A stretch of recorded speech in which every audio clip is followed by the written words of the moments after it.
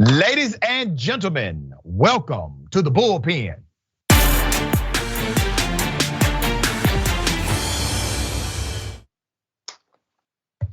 He's back in the Bullpen today. We have Mr. Addison Hosner, commentator, young voice, a very smart guy. He has a BA in journalism, has a JD degree, an MS in negotiation and conflict resolution, and MS in government organizational leadership, and very accomplished guy.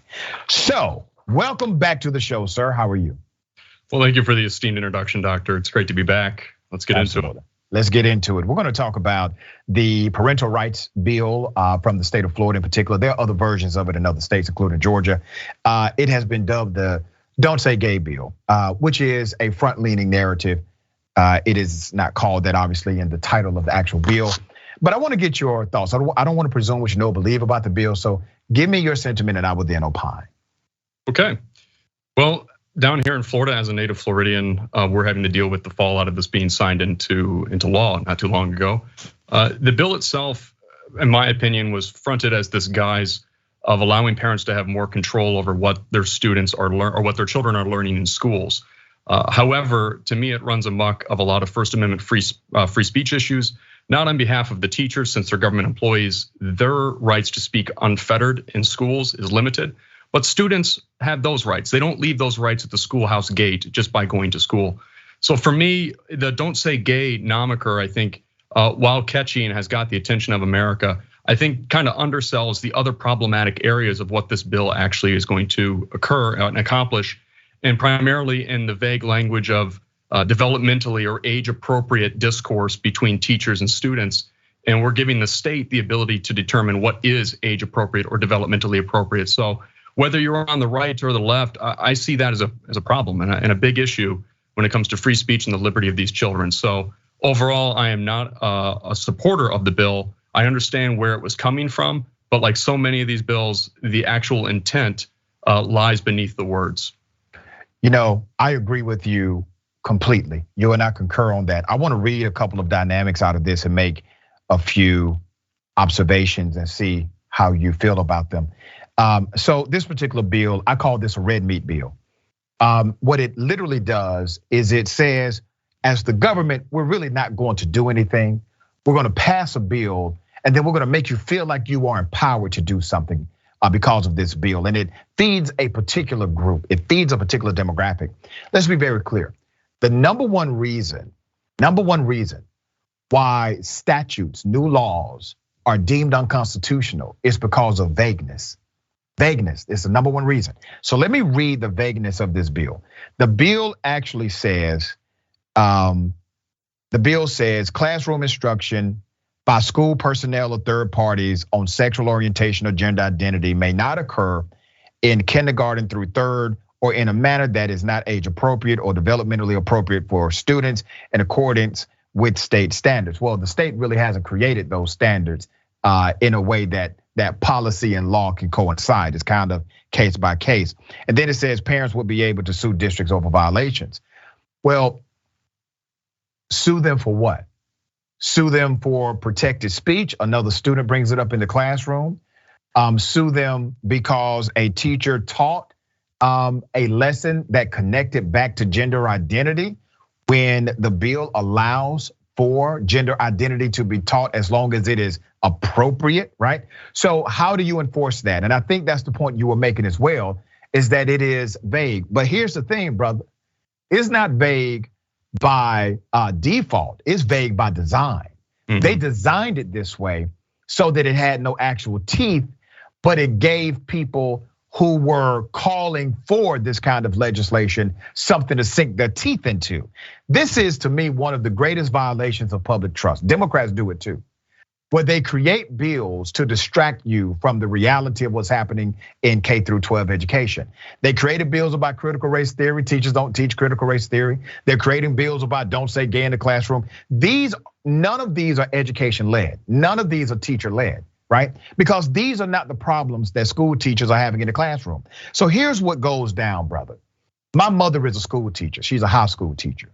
The problems that they actually have do not get any room in the legislature when you have these extremes happening on a daily basis under that gold dome. And that's the problem I have with this. They act as if they give a damn about children. They refuse to acknowledge and pass policies that can help with actual issues such as bullying and racial bullying in school systems. They won't take that up, but they will tell you that saying gay is a problem, all right, or something to that nature. What are your thoughts about what I just said? I mean, I'm on board with it, and I think you bring up a good point, and it's something that it jumps out to me as reminiscent of George Orwell's 1984. For those who read that book, there's this concept of doublespeak where the government begins to legislate what you can and cannot say. And so to get around it, people begin to say the opposite or something different, and it has a completely different meaning compared to what they're actually saying. That's the doublespeak. And so I think of that when I look at a bill like this, where the whole intent that the DeSantis and the Florida House and Senate, because they had two different bills going at the same time with the identical language as the House bill that eventually passed. But the whole point was, it's going to increase the fundamental right of a parent to upbring their child and rear them how they see fit. Well, I think it's somewhat a double-edged sword. If you're trying to increase the liberty of the parent, what about the liberty of the child? You're restricting the liberty of a child to speak freely in this country, but you're then allowing the parent to determine what the kid can say. To me, that is it's hypocritical. You can't be supportive of liberty while also restricting it. You need to go one of both ways. And to your point as well about the overall the intent here of the language and the ambiguity of developmentally appropriate or age appropriate. So many proponents who have come after me since I wrote an opposition piece about this bill have begun to tell me that, well, it says K-3. Do you really think 5 to 8-year-olds should be taught about gender identity? To which I respond, well, of course not. But I don't think that's happening. I don't think a curriculum is out there that says this stuff is being discussed with these children. It's that vagueness in the language, though, that defeats their whole point of saying it's to protect the children K-3. Developmentally or age appropriate, what's to stop someone from saying, I don't think a 12-year-old should be having these conversations. I don't think that's developmentally appropriate. So now you've extended this bill's reach from K-3, as you were saying, K-12. I don't think it's appropriate for a 17-year-old to be talking about transgender rights. Thus, I'm gonna sue the school on the taxpayer's dime and make us all pay for this. To me, it's gonna just increase frivolous lawsuits. And in particular, right now, while the Republican government is in place, this bill suits whatever narrative they're trying to build to rally their base. But what happens if the state turns blue? Well, now that age appropriate and developmentally appropriate standard is going to change to a bluer standard, I would imagine. And so now it's not gonna hurt the right people, as I've heard many times about these type of bills. It's to hurt the right people. So when you leave ambiguity and vagueness out there like this in these bills, like you said, it's by design. But I think that same design could be turned on its head and used against the people who put this in place, thinking they were circumventing whatever laws they were able to accomplish. It's problematic all around from the teacher standpoints, from the counselors at the schools, from the students. It's just nothing good comes out of this. And I just, as a constitutional supporter, as a staunch classical liberal, I really do not like it when the government is entrancing on what speech can or cannot be said, regardless of what you think is appropriate. That's not something that the state should be involved in. But your thoughts? Very well said, brother. Very well said. One of the greatest ironies of the bill is that it calls itself a parental rights bill, right? But it literally is a ban. It calls itself a parental rights bill, but it bans something. And they have contextualized this as this enhances the freedoms of a parent, but it is a ban, right? Which takes away the freedom from a parent who may disagree with the ban. Let's also talk about Disney and the interplay with Disney. And I want to ask you this as a constitutional guy and the JD recipient, okay? Right now, you have the governor of an entire state who has held a press conference and proclaimed that they are going to penalize Disney, okay? For what? They're going to penalize Disney because of Disney's support of the LGBTQ community and their adversarialness as it relates to legislation they disagree with. Would you not agree with me, brother, that companies like Disney, love them or hate them, they do possess the freedom of political speech? Do you agree with that? Yes, I would agree. Okay. Yeah. All right, I'm going somewhere with this. Since Disney enjoys the protection more than the comfort, the protection of political speech, which is codified under our First Amendment. It basically says, hey, government can't do anything to abridge that speech. It's protected speech. You can't be punished for this speech. It's protected, right?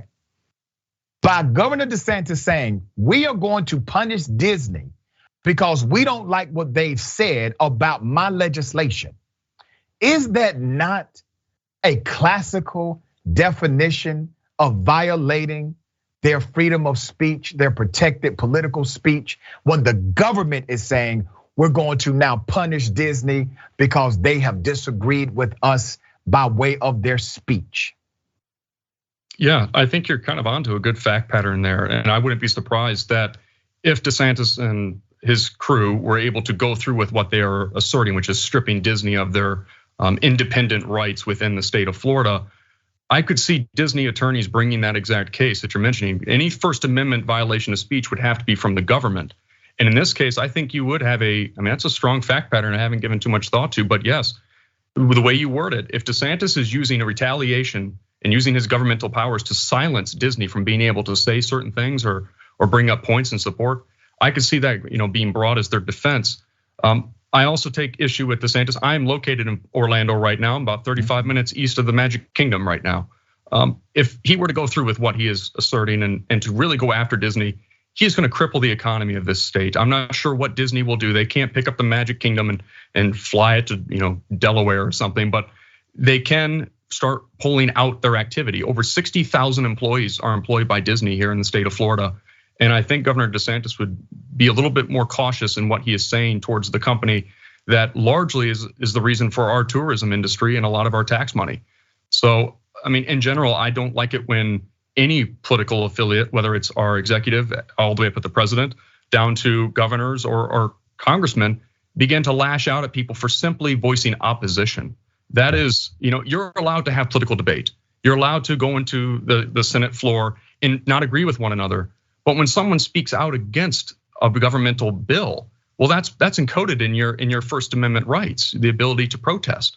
And it's concerning all around. And once again, it's about limiting speech that they don't want to hear. And George Orwell, I think, had the excellent quote that just, it's not about preventing speech you don't want to hear from being said. It's the speech you don't want to hear that you need to hear in order to be able to understand, to comprehend, and find a resolution. And in this case, I don't think there is a resolution to the people who want this type of bill. Their resolution is to cancel out and prevent those who dissent from being able to speak. And that should concern almost every single American, regardless of political affiliation. We don't want these things, and as you've seen and we've all seen, they're popping up everywhere. Idaho has one, Texas. I mean, I think multiple states, almost double-digit states, have these new "don't say gay" type bills, and that should give everyone a great moment of pause to stop and think: how much power do you want to give your governments in controlling what can and cannot be said? It's un-American to me. Yeah. Let's talk about those employees, because you're right. 60,000 employees, direct staff members. You have roughly 100,000 when you calculate contract workers, vendors, et cetera. Those are the support mechanisms connected to Disney. So he's willing to punish basically 100,000 workers. That's a dent in a state economy. That's a huge dent in the state economy. Also, 14 economists said if he actually goes through with this, the taxes will rise in Florida by thousands for each person. The latest estimate said every Floridian will pay between $2,500 to $2,800 in more taxes. So you have an expansion of government, you have a First Amendment violation, you have an increase of taxes, but they get to hide behind the notion that somehow they are patriots, when they are literally creating legislation that solves no actual problem that currently exists.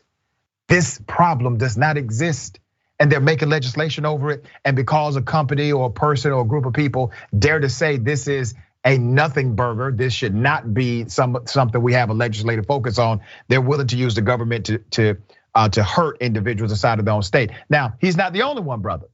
Let me take you to Texas. Just a few days ago, the Texas governor signed an executive action where he had his state troopers go out and stop all of these trucks coming in from Mexico. And he said he was cracking down on illegal immigration, right? That's what he said, okay? And by the way, no person is illegal. So he says, I'm doing this to crack down on it. But he didn't have the law on his side to actually go inside of the trucks or check the trucks. It was just a ploy. A trucker ended up calling it out for what it was. A trucker went on social media and said, this guy's new policy is stopping our ability to transport goods. And it was killing the economy of Texas by $100 million a day. Now, we know the governor was aware of the numbers. He was aware of the numbers before the trucker went on social media and said something about it. But as soon as that trucker broke down what was really happening and how it was strangling the economy and said that the governor is doing this for one reason, to maintain inflation, to increase inflation in his state so that he could blame it on Democrats in the midterm elections and maybe ride it out to the presidential. As soon as that thing went viral, brother, the governor came back out the next day and overturned his own executive action, which to me was proof that it was the reason he did it in the first place, all right? So this is nothing new. The state of Georgia did something very similar when Coca-Cola was saying, we stand against the voter restriction bill in the state of Georgia. Coca-Cola came against it. Other companies came against it. Major League Baseball came against it. What did Georgia do? They threatened Coca-Cola with taking away their tax abatements because they disagreed with them politically on a statutory issue, which means, once again, First Amendment violation here. Because that's protected political speech. And then members of the United States Congress got involved and started saying the same thing. They started saying, we're now going to implement laws to punish these companies that we don't like in reference to their political speech. So this is not new. So the question is, where does it stop? Where does it stop? How do you hold your party accountable? Or let me say this, what do you hold, I don't want to say your party, but conservatives in general. How do conservatives come out of this and still hold other conservatives accountable who are blatantly violating the simple political freedoms and free speech that people have? It's going to start with accountability from the party first, I think, to weed out what is the cancer in the Republican Party at this point. And that's the Marjorie Taylor Greenes, the Chuck Grassley, the types of right-wing politicians that are adamantly throwing this type of, I think it's just aggressive legislation. I don't think it serves the purpose, especially based upon the examples you've given. The intent isn't to actually accomplish things for the betterment of the societies and the communities they represent. It's to, again, hurt the right people, accomplish the right result that rallies the base to help them in their election. There's no actual long-term plan for any of this. And as far as trying to make the party recognize that, there are a few who have been very open against really the Trumpism that took over the Republican Party. And oddly enough, Mitt Romney has become an ally of that movement within his own party. He's routinely been lambasted by other Republicans for voting against party lines. I think he voted to confirm Justice Jackson as well. It's going to require leaders within the Republican Party to kind of establish a new breakaway to return to a level of dignity or accountability to oneself. Right now, a lot of that party is putting party over country, and I have a big problem with that. I don't recognize myself as a member of either major political party, but I certainly would like to see more accountability on that side, because when you run into these situations where governors are being so brash to put forth bills without any precedent that gives them the power or the authority, it signals to you that they're not afraid of any consequences that may come, or they think they have it in the bag come re-election season. And nothing's more scary than a democracy run by politicians who know they have nothing to lose. And it's up to the voter to recognize that. But once again, getting people to not vote party lines come November, especially on the right, after they've made it well known that they think this whole election cycle has been rigged. It's going to be problematic, and quite frankly, we'll probably have a discussion again around that time. Yeah, we need better people in politics. We just need better people. I'm going to say this, and I mean it. A coward wants to know, is it safe? A politician wants to know, is it popular? A public servant wants to know, is it right? And we have left that common notion of, is it right. Brother, I can't tell you how many meetings I've been in. And an hour into the meeting, the back and forth, the discussion, the argumentation, and nobody posed the question, what is the right thing to do? I appreciate you and I appreciate what you bring to the conversation. I'm thankful that people like you exist to provide nuance and context to a world that has become increasingly tribal over the years. Thank you, my friend. Thank you, Doctor, for having me. Again, a wonderful conversation. Hopefully we can spark the change. We will, brother, we will.